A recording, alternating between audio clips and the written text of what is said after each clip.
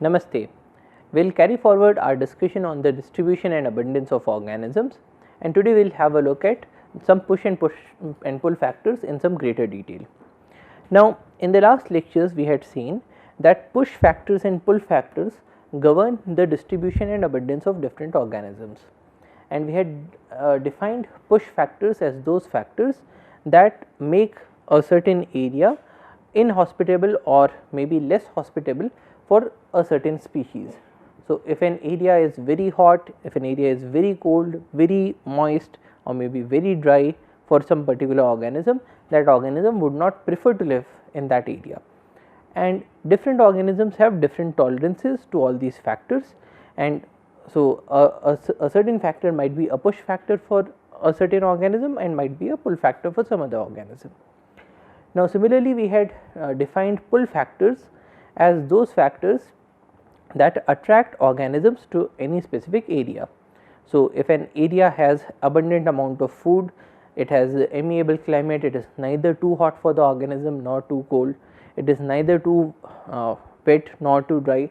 If those are the conditions, so the organisms would prefer to live in those areas. So, those factors are known as pull factors. And today we will look at some other push and pull factors and some push and pull factors in more detail. Now, one push factor is the presence of predators.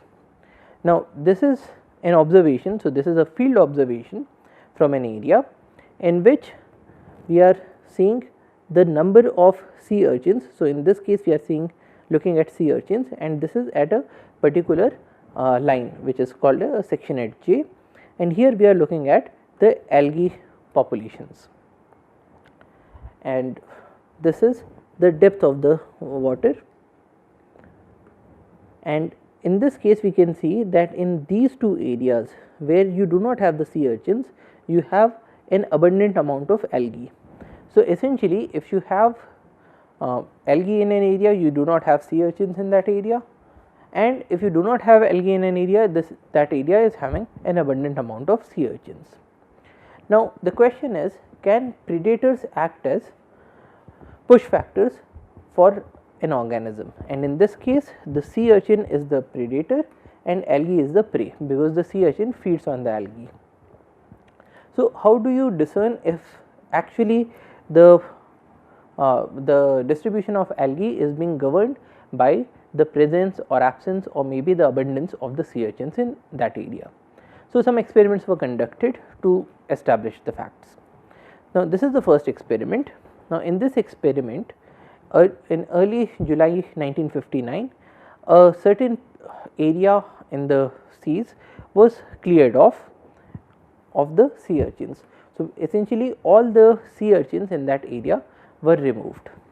So, we are talking about an area that is having a population something like this. So, you have abundant number of sea urchins and you do not have any algae in that area.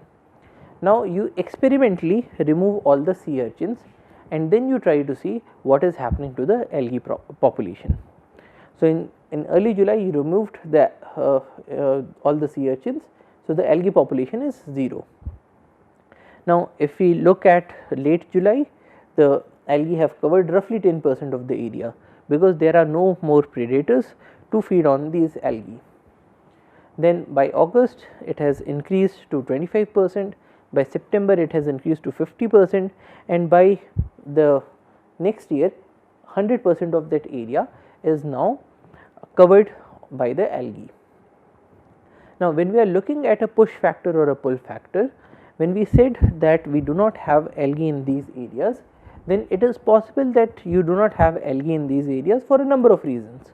Probably it was because of high temperature or say low temperature, or high salinity or low salinity, or maybe some wave actions. There could be a number of reasons. But then when you are removing this one factor, then everything else is remaining the same. The only change that you have brought in this system is that you have removed the sea urchins, and just by removing the sea urchins you see that the algae are able to come to these areas. Now, as we had discussed in the case of the transplant experiments, now in the case of a transplant experiment, we take an organism from an area where it lives to an area where it does not live. So, essentially the green one is showing you the areas where an organism is living. So, in this case this is showing you these areas, this one and this one. So, if you take an organism, an algae from one location to another location in this green area, it is able to survive. But then if you take it to another area and this algae now dies off, which is what will happen if you take the algae from here and you bring it to this area. So, because you have sea urchins, so the algae will be eaten up by the sea urchins. Or if you take it to some other area and the algae is able to survive, then you will say that probably algae has not reached into that area. Now, in this case you were taking the algae into the red region. So, the algae was brought into the red region, but then you made just one change, which was that you removed the sea urchins, and once you did that, the algae was able to populate this area as well. So, by this experiment we can say that it was because of the presence of the sea urchins that the algae was not able to colonize this area. So, sea urchin was the push factor. So, this is one way in which we can distinguish between different push and pull factors, and we can tell which factor is doing what. Now, the next question would be, why do not you have sea urchins in this area? Now, because you do not have sea urchins, so we are saying that you are getting algae in this area, but then why are you not having the sea urchins? So, in these areas, because they were close to the coast, so some amount of wave action was dislodging these sea urchins. Now, what will happen if you try to push a sea urchin into this area? So, if you cover this area and if you put a sea urchin, in that case the algae population will go down, because in that case what you are doing is that you are adding your sea urchins. So, if you add sea urchins, in that case this area will also now cease to be a good locality for the algae. Now, the third question is, if you are able to put the sea urchin here and you put it in such a way that it is not able to eat the algae, what will happen then? So, probably you can make use of a trap and you can put your sea urchins and then you can hang that trap in this area and probably feed your sea urchins with something else. Now, in that case, if there could be one other reason, probably your sea urchin was giving out some chemical compounds because of which the algae were dying off. Now, to counter such possibilities, you can put your sea urchin in a trap, you can give it some amount of food from outside and you can keep the sea urchin in these areas. And in those situations, if the algae do not die off, then we can say that it is because of a direct predation that the algae population is being governed. So, the researchers came up with these 4 criteria that will tell us if the predator is governing the distribution and abundance of a prey. The first criteria is that the organism does not survive when transplanted to a site where it does not normally occur unless it is protected from the predators by the cages. So, for instance, if you take the algae and you take this algae into this area and you have these predators that will go and feed onto these algae, but then you can take these algae, put it into a cage so that the predators are not able to reach these algae. So, this is also a second experiment that you can do. So, in that experiment what you are doing is you are taking, so you are not removing your sea urchins in this experiment, but then you are taking your algae, you are putting it here into this area and normally it dies off, but then what you can do is you can create a trap, and in this trap, because you have these wire meshes, so the sea urchins are not able to enter inside, and you are putting your algae into this trap. So, you will find that your algae is able to populate in this area, and the algae is able to populate because the sea urchin is not able to feed on it. Or in a very similar way, you can take some sea urchins and you can put those sea urchins here and probably in a trap if you put it. So, if you take your sea urchins, you add your sea urchins here and maybe put them in a trap. So, in that case also they are not able to come out. So, these two simultaneous experiments can be done, and it is telling you that the organism does not survive when transplanted to a site where it does not normally occur unless it is protected from the predators by the cages. If you protect it, then it is able to survive in that area, which will tell you that there is nothing other than the predator that is causing the absence of that particular species in that particular area. The second criterion is that there is an inverse correlation between the distribution of the organisms and the suspected predator, or alternatively in the places where it occurs the organism is inaccessible to the predator, which is what we had seen in this case. So, there is an inverse relationship. If you have the sea urchins in large numbers, you do not have algae. If you do not have the sea urchins, you have the algae, or you can tell it in the reverse way as well. If you have the algae, you do not have the sea urchins, and if you do not have the algae, you have the sea urchins. So, you can put it in both of these ways, but there has to be a negative or an inverse correlation between the prey and the predators. The third criterion is that the suspected predator is able to inflict lethal damage on the prey in experiments in cages, or it can be observed to do so in the laboratory. So, if you are taking your predator and in this area, suppose after you have let us say that you take a cage in this area, and in this cage you add a number of algae. So, your algae have grown up in this cage. Now, inside this cage you also put a sea urchin. So, once it has entered into this cage, or we can have a very similar experiment here as well. If you have a sea urchin in a cage and you also have the algae, then it should be seen that the predator is able to inflict a lethal damage, that is the predator is able to kill the prey or eat the prey, either in experimental cases, in the case when you are doing it in the wild, or you can see it in the laboratory. So, there has to be this condition that your predator is actually able to kill the prey.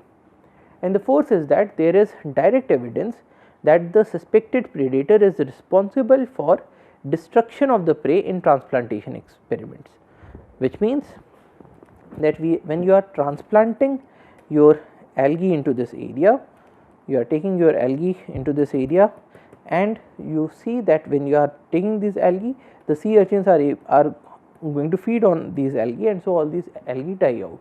So, it should be seen even in the case of the transplantation experiments that this is the reason that your algae are not able to survive in this area. So, if all these four criteria are fulfilled, then we will say that it is the predator that is governing the distribution and abundance of the prey as a push factor. Now, in this case we observed that there is a predator which is governing the prey. So, it is governing the distribution and abundance of the prey as a. Now, the one other question that we can ask is, do we have also situations in nature where the prey can govern the abundance and distribution of the predator? That is, the prey can act as a pull factor for the predator. So, what we are saying is, do we have situations where you have the prey and it governs, so it is governing the distribution and abundance of the predator, say as a pull factor? And the answer is yes. So, we can have a look at this particular study. Now, in this study we have a species of Drosophila by the name of Drosophila pachia. Now, Drosophila are very small fruit flies that we normally see in and around our fruit stalls, especially if you go and take a bunch of bananas, you will find very small flies that are hovering around, or say if you go and take some mangoes, you will very easily find these flies. Now, these flies are known as fruit flies and they normally feed on certain fruits, and they are also used as experimental animals, as model animals in the laboratories. Now, if you want to rear a fruit fly, what you do is that you take a vial.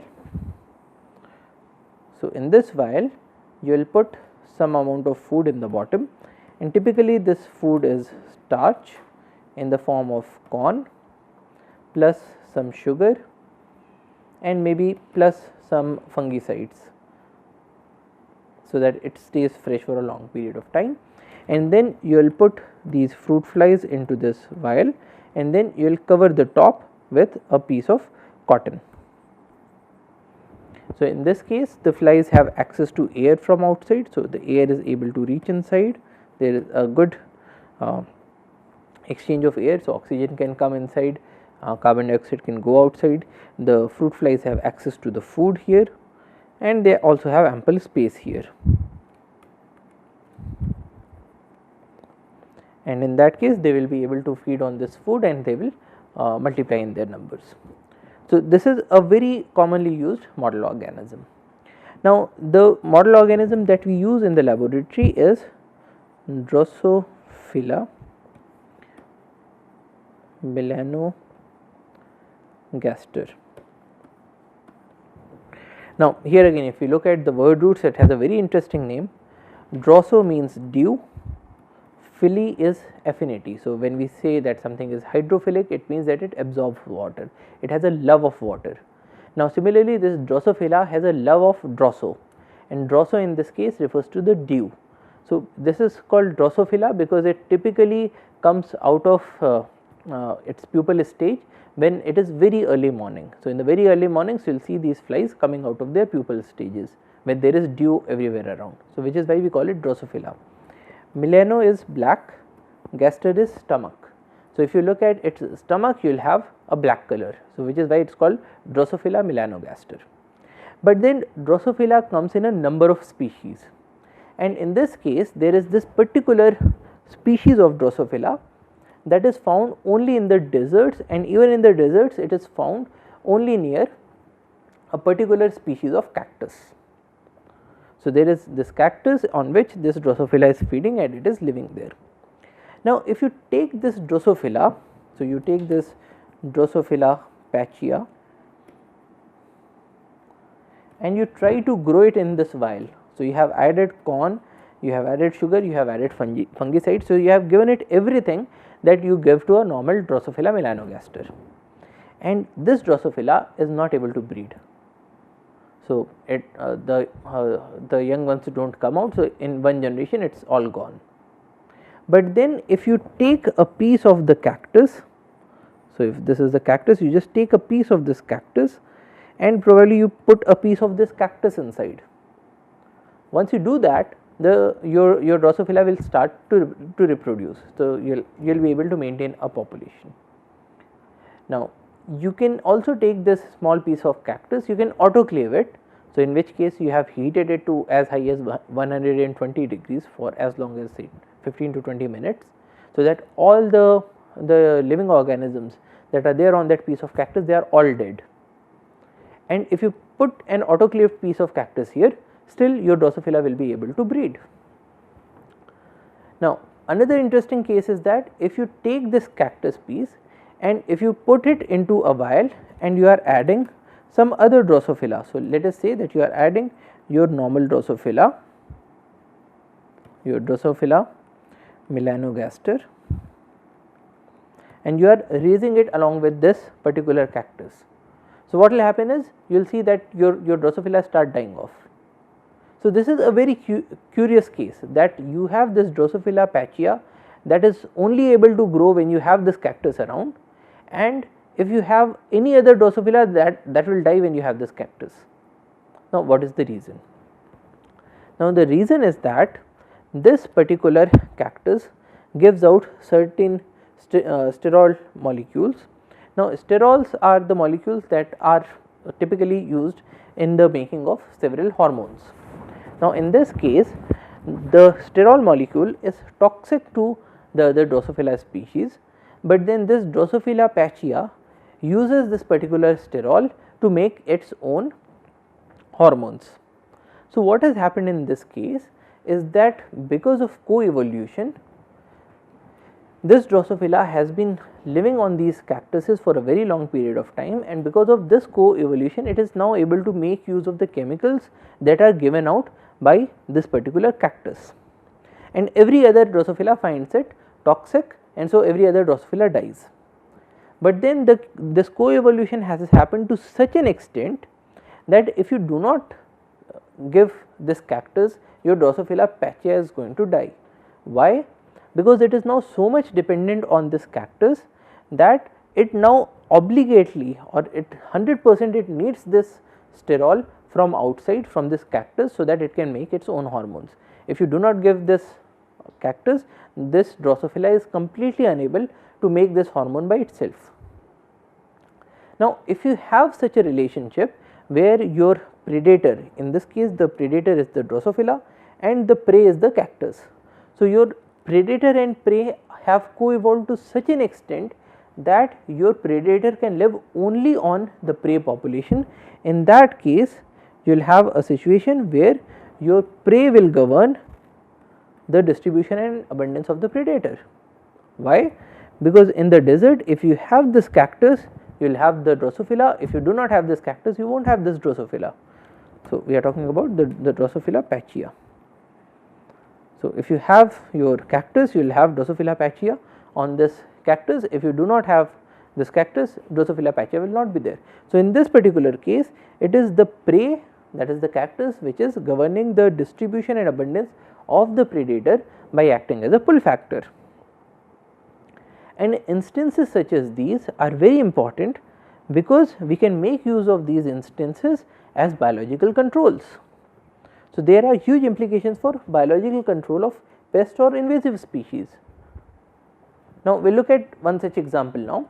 Now, in the case of biological control, what you are trying to do is that if you have a particular plant and this plant is maybe acting as a weed for your area, you can bring in some predator, and this predator is one that feeds on this plant. Now, you want to bring in a predator that feeds only on this plant, because this is the plant that you want to kill. If this predator feeds on a number of other plants, so in that case you will have a situation where all different plants are dying off, and that is not what we want. So, we want to have those predators which are extremely specific for their prey or for their plants. And an example of this is given by the pine rust. Now, pine rust is a fungus, and this rust affects two species. So, it affects the gooseberries or ribes. So, ribes is another word for gooseberries. So, this pine affects the gooseberries, and it affects this rust affects the gooseberries and it affects the pine. Now, it has evolved in such a manner that it will spend some part of its life in the pine trees and it will spend some part of its life in the gooseberry trees. And typically in the forest you find both of these trees together. So, you have a pine tree and as well as a gooseberry tree. So, because of co-evolution, it has so evolved that it requires both of these species now. So, you have a predator that is now specific to two different preys.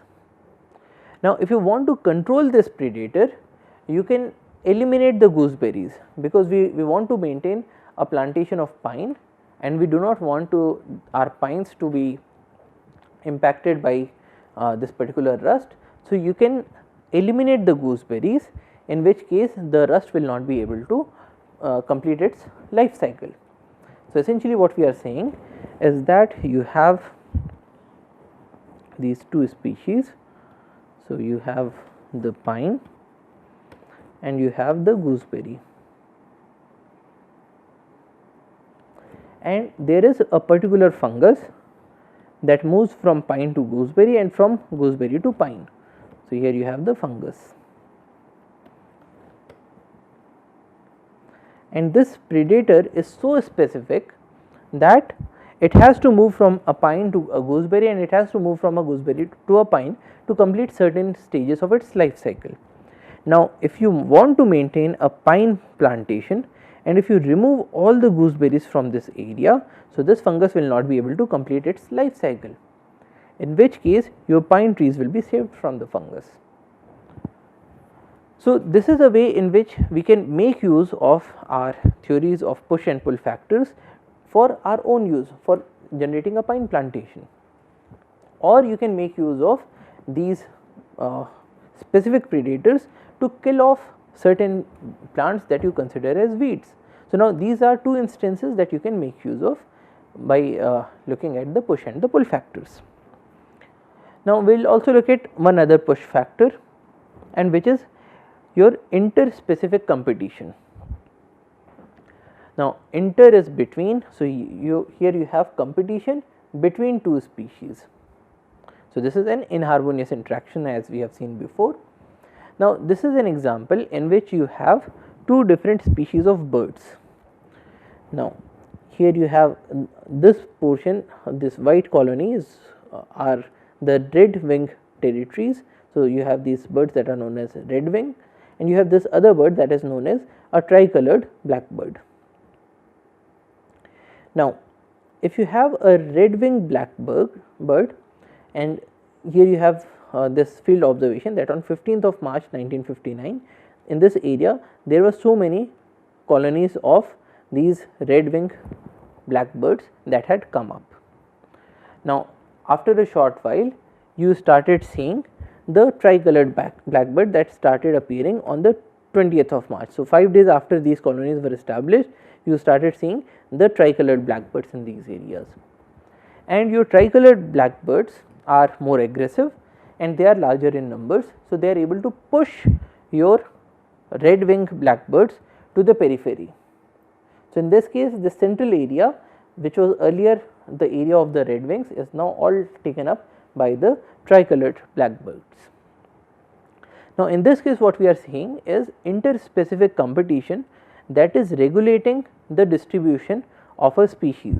So, your red wings are now distributed because of the impact of the tricoloreds. So, this is also another push factor that we see in certain instances.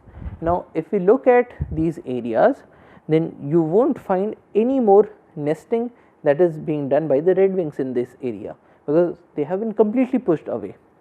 So, in a short while you will see that you only have these tricolors that are there in this area. So, this is another push factor that we are seeing. Now, we had talked about allelopathy. Now, we will look at allelopathy in a bit more detail. Now, allelopathy is the phenomenon where you have a plant that is giving out certain chemicals which is inhibiting the growth of other plants. Now, allelo is someone else and pathy is producing some sort of a disease. Now, how do you prove that there is this factor of allelopathy that is working for certain species? So, this is a classic experiment that you can do. So, in this experiment people wanted to show that grass has allelopathic impacts on apple saplings or apple seedlings. So, how do you prove that? So, in this case you do 3 different kinds of experiments. Now, in the first experiment you keep both of these separate. So, you have these 2 pots. In the first pot you have grass, in the second pot you have the apple seedlings, and you give water to the first pot, you give water to the second pot, and in this case you look at the growth of the apple seedlings. So, essentially this is a control experiment in which you are keeping your apple seedlings separate from the grass and you are giving it water. Now, another experiment is where you put water into this pot which has the grass seed, which has the grass that is growing, and then you keep this pot in a way that you are able to gather the water that comes out of this pot. So, essentially this pot is a permeable pot. So, when you are putting your water onto this grass bed, the water is going through this grass, it is reaching to the roots, and then if there is any chemical that is given out by this grass, it gets dissolved in the water and then it comes out along with this water, and then this water is then given to the apple seedlings. So, this is the second experiment. Now, if you see the growth of these seedlings as compared to these seedlings, you will find that these seedlings are very stunted, they are not able to grow properly. That is, they are having some kind of a negative impact which is being given because you have the grass here. But then somebody would ask that, okay, it is possible that you have a negative impact, but then probably this negative impact is not because of the grass, but because of the soil. Now, to counter that, you take this third experiment in which you take a permeated pot, and here you have only soil, you do not have any grass, you put water here and then you take out this water that is coming out. So, this water has passed through the layers of soil, and once it has come out, you are putting that water into the apple seedlings. And now you compare the growth of these seedlings with that of your control seedlings, and you find that there is no change in the growth. So, essentially what you are doing is you are doing 3 experiments. So, your experiment 1, which is the control, here you have apple seedlings plus water, which is your normal water, and then you are looking at the growth pattern. Let us call it an A kind of a growth pattern. The second experiment is where you are putting water. This water is moving through a grass bed, and then this water is being given to the apple seedlings, and then you look at the growth pattern, and let us call it a B kind of a growth pattern. In the third experiment, you have water that is moving through a bed of soil, and this soil does not have any grass, so it is soil only. Then it is given to the apple seedlings,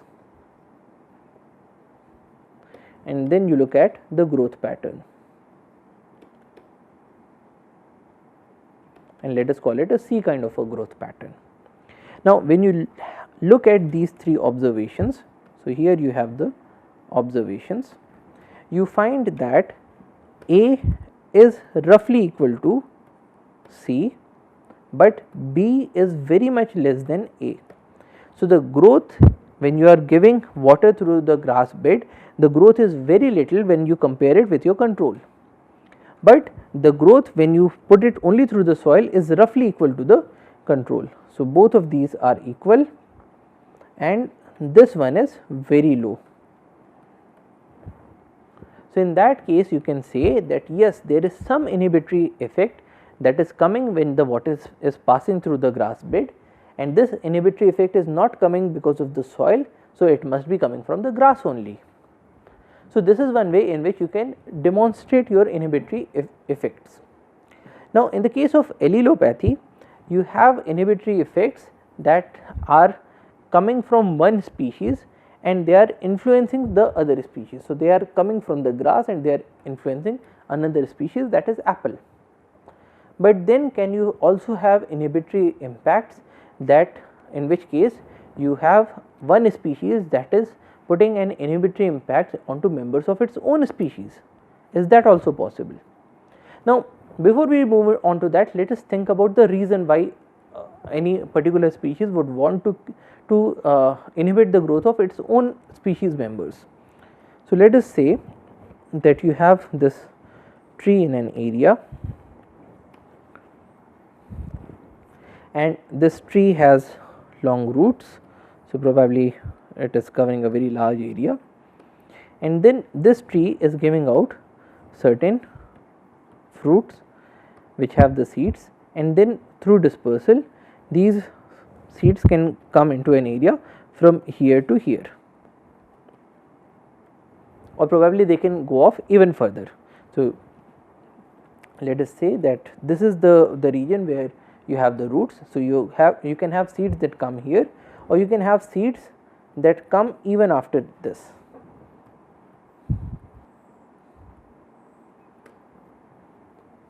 So, in this case this red region is showing you the influence zone of roots, and the purple one is outside the influence zone, and this is also the outside the influence zone. Now, let us say that you have a plant that is say coming up outside the shade, but inside the influence zone. So, let us say that a seed fell into this region and now it is trying to grow in this region.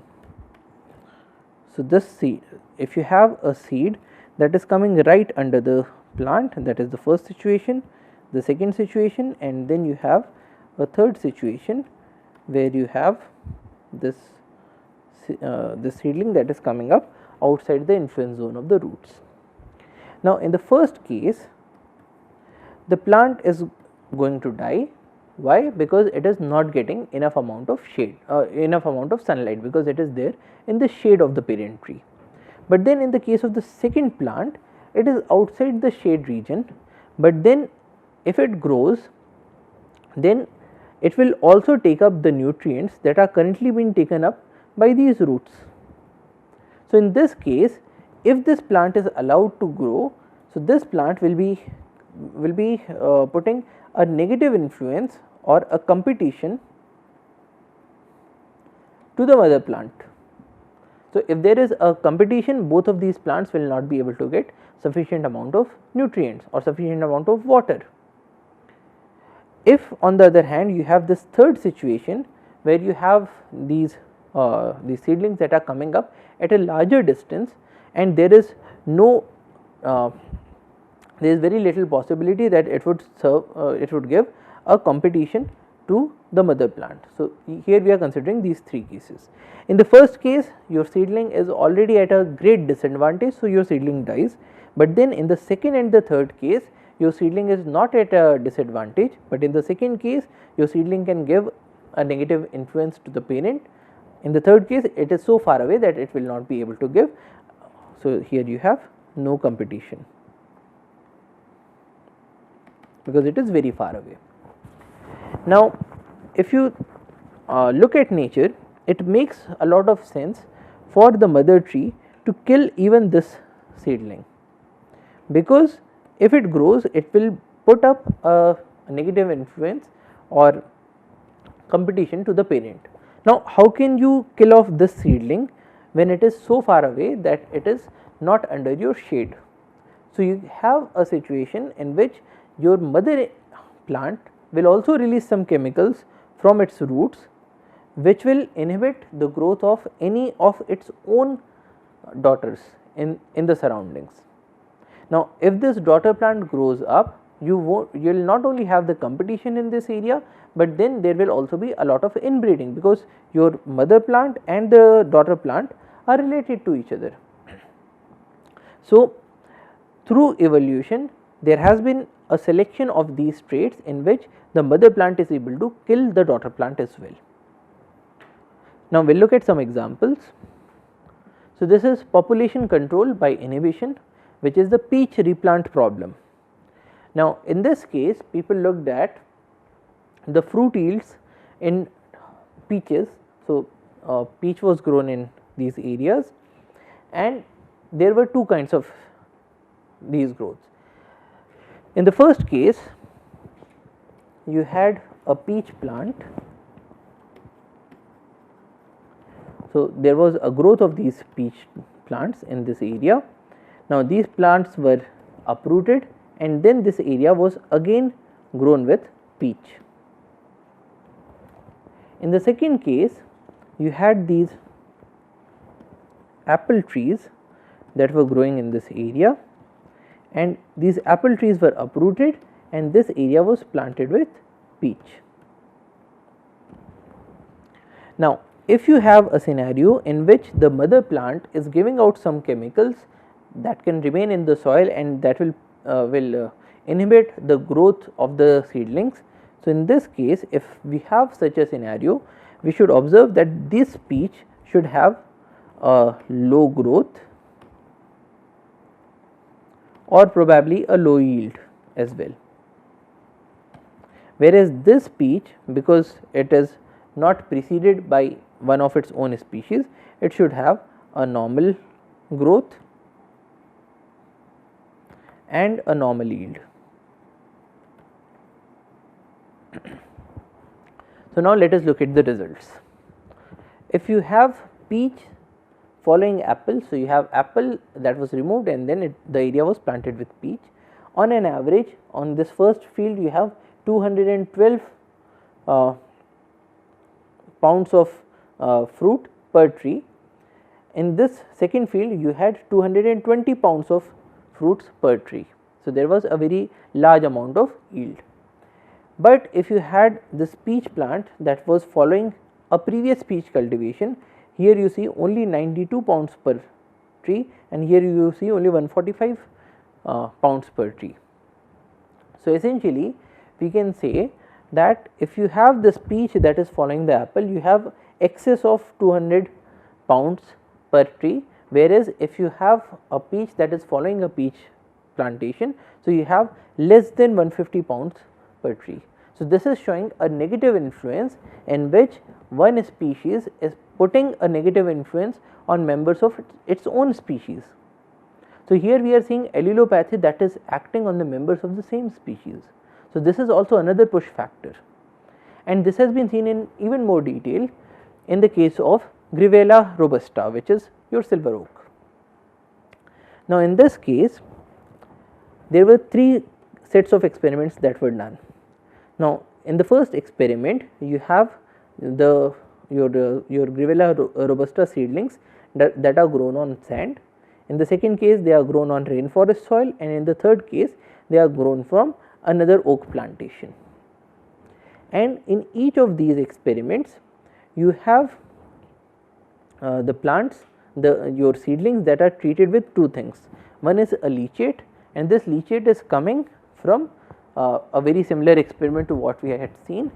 So, in place of grass here you were having your Grevillea robusta trees, and from those trees we were taking out the extracts from the roots,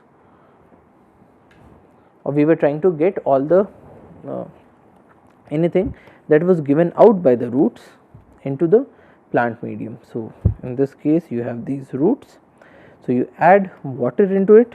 So, you add water, so this water percolates, it comes, it trickles down, it reaches to the roots, and then you are taking this water out and you are calling it a leachate, because anything that leaks out or leaches out of the roots is now there in this water.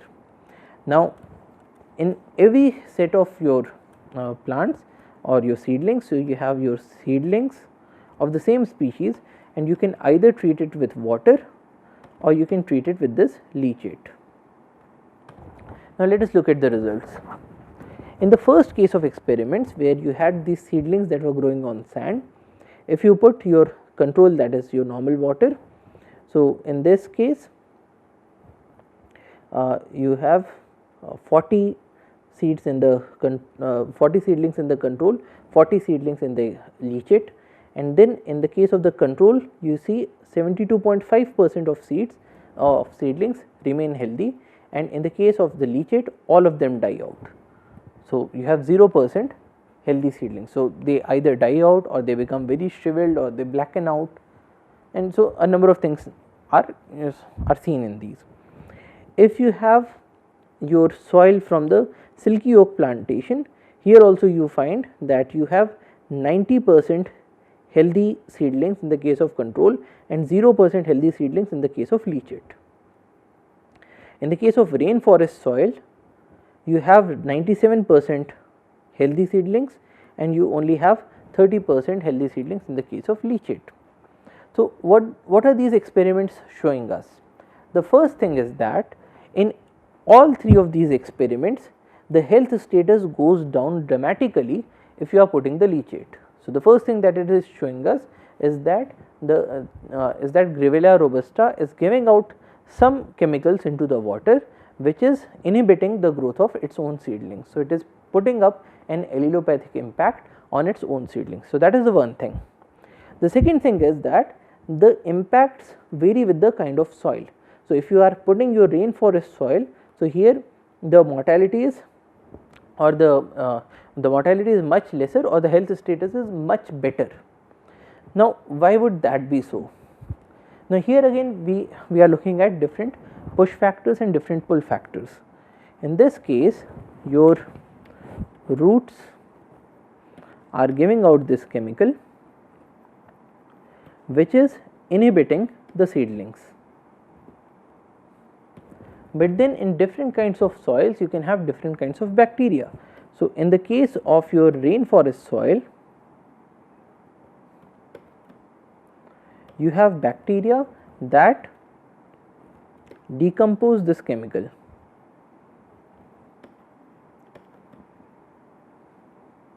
So, in this case you have the when you are adding the water into this soil and there are so many bacteria, so they are able to decompose the chemical at a very fast rate, and once that happens your seedlings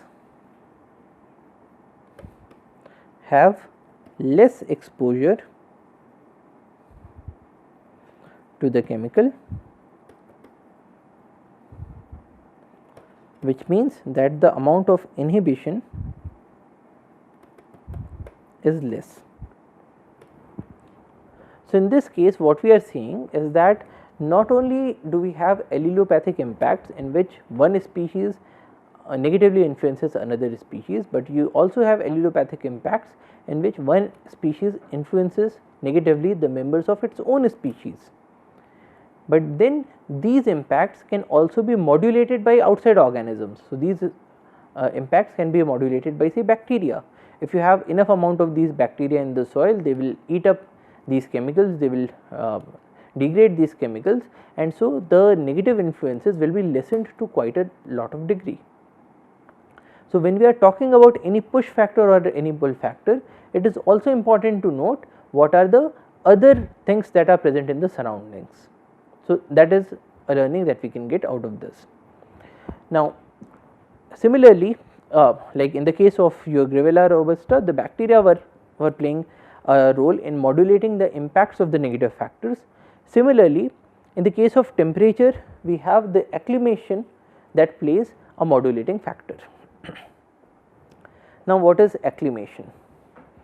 Now, suppose you have a species of fish, and this species of fish is say, so here you have a water body and you have a species of fish, and normally this the water body is at a temperature of 25 degrees Celsius.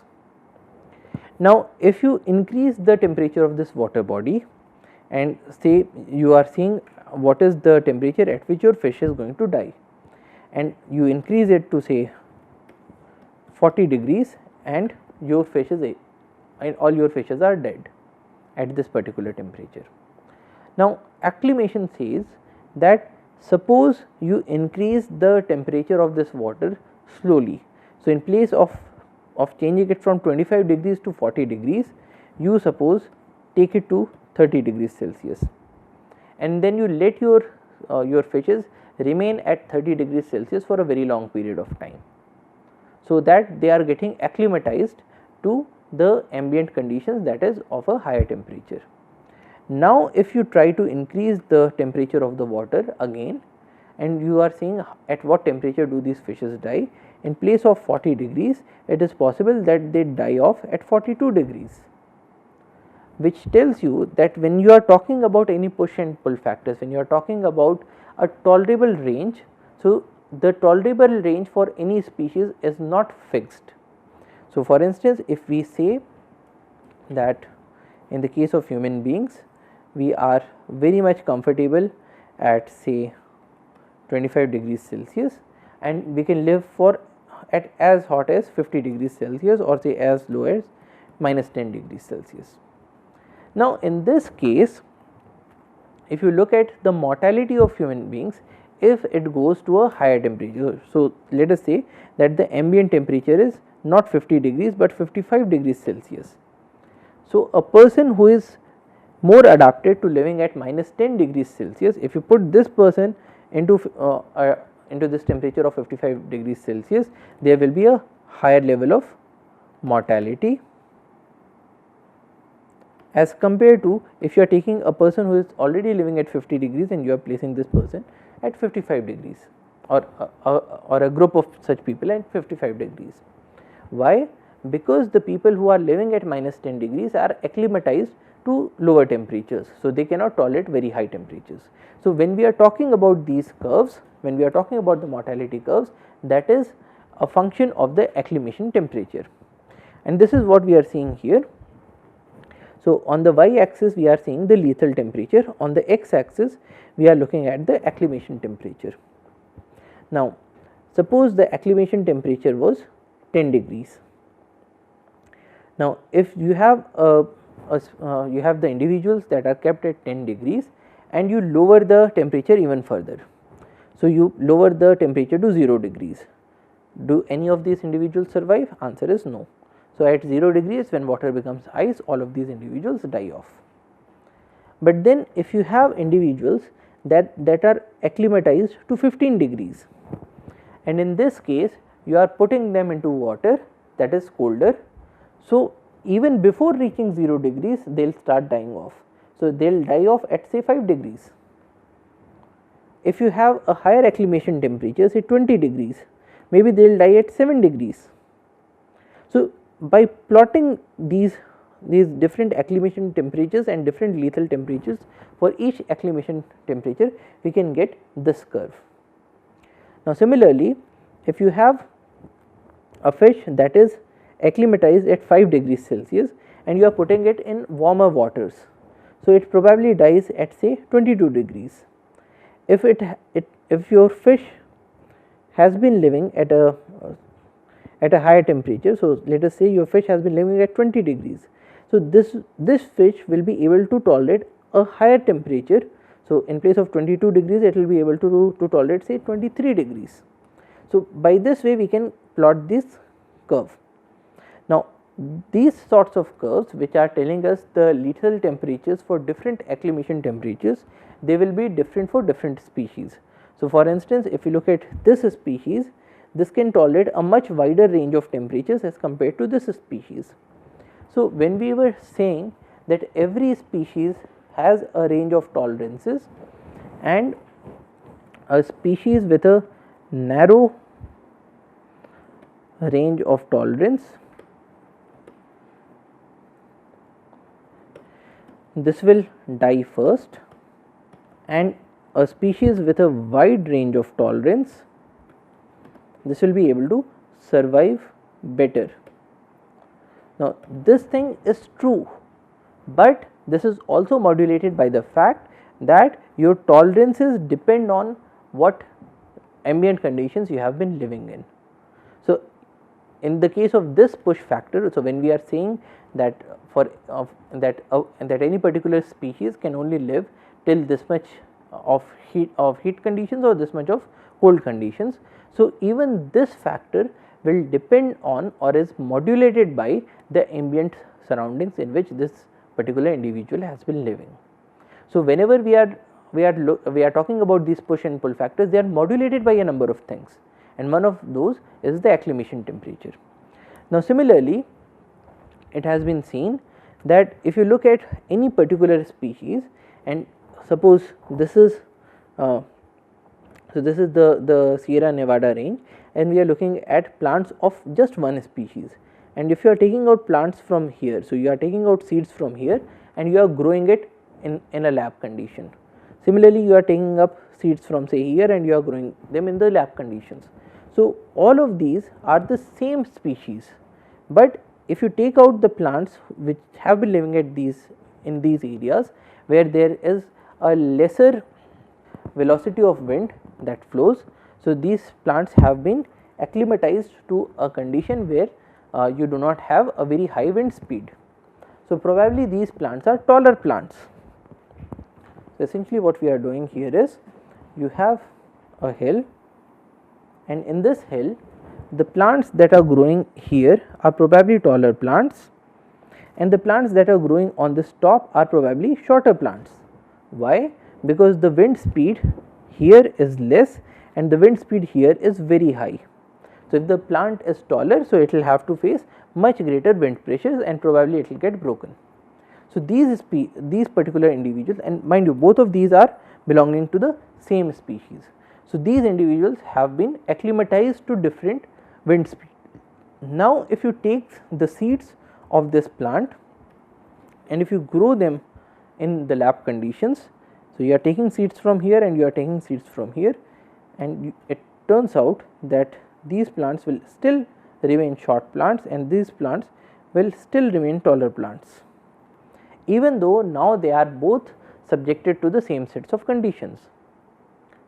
So, here what we are saying is that the push and pull factors that any particular individual has been subjected to or has been acclimatized to, they retain some amount of continuity even when you are taking those individuals out of those areas. So, whenever we are talking about push and pull factors, we also need to keep these modulating factors in mind. So, if you are talking about allelopathy, you also have to think about, is there any amount of bacterial degradation that is reducing the impacts of allelopathy. If you are talking about temperatures, you have to think about whether a particular individual has been acclimatized to a higher temperature, because if you have individuals that have been acclimatized to higher temperatures, probably they can tolerate a bit more, or individuals that are acclimatized to lower temperatures, probably they can tolerate a bit more on the lower side, or individuals when you are talking about plants living in windy areas. So, those individuals that are acclimatized to high wind conditions, probably they will be better able to tolerate a bit more amount of wind, and these modulating factors become very important when we are looking at the distribution and abundance of different organisms or different species, because these are the ways in which any species can extend its range a bit more. So, for instance, if you had all the fishes that were say able to tolerate this temperature range, and this temperature range is say your 5 or say 10 degrees Celsius to 30 degrees Celsius. So, if this is the normal range, the species are able to extend this range, because a fish that has been living in at 30 degrees Celsius, you can take some individuals even up to say 32 degrees Celsius, or those individuals that have been living at 10 degrees Celsius, probably you can take them to 8 degrees Celsius. So, this is one way in which the species are able to extend their ranges. Now, similarly, if we look at any particular characteristic, so if you have in the case of mountains, you will see that you have tree lines. Basically what that means is, if you have this mountain, you will have trees here,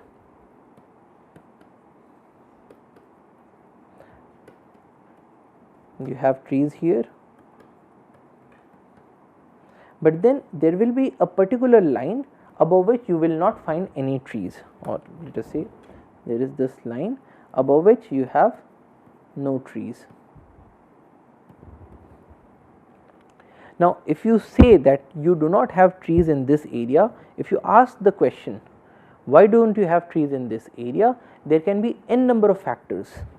It can be because there is lack of soil, it can be because there is a drought in this area, it can be because you have desiccation of leaves in the cold winter, because in the cold winter also there is a huge amount of wind that is blowing, and probably the leaves are drying out, or probably there is lack of snow in certain areas, because of which your plants are more subject to winter drying, because if there is snow on the plants, so the impact of dry winds is not that great, or there is excessive snow in certain areas which is lasting even through summer, so the plant is never able to get out of snow, or there is a very short growing season, or there is a rapid heat loss at night, or there is excessive soil temperatures in the day, because there might be certain areas here.